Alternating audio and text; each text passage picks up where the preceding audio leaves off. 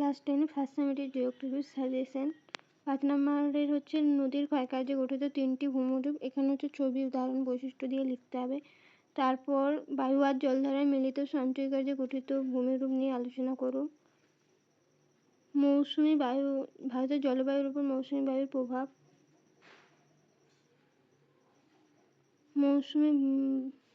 ভারতের জলবায়ুর 5টি নিয়ন্ত্রক।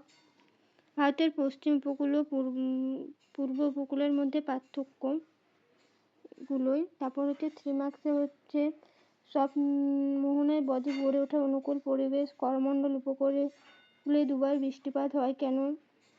3 নাম্বার প্রশ্ন, ইয়ারজাং ও জিউজেনের পার্থক্য।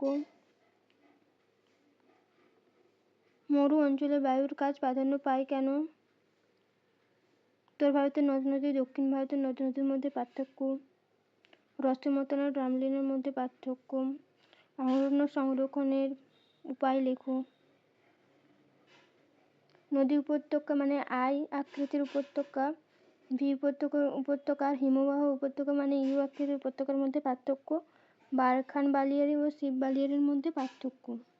এবার 2 নাম্বারের হচ্ছে ম্যানগ্রোভ অরণ্যের বৈশিষ্ট্য।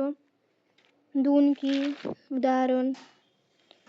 বহুমুখী নদী পরিকল্পনা। সামাজিক বনসৃজন কি, পর্যায়ন। অগ্নিভবন, হিমরেখা, লোয়েস সমভূমি, ষষ্ঠ হাতের সূত্র।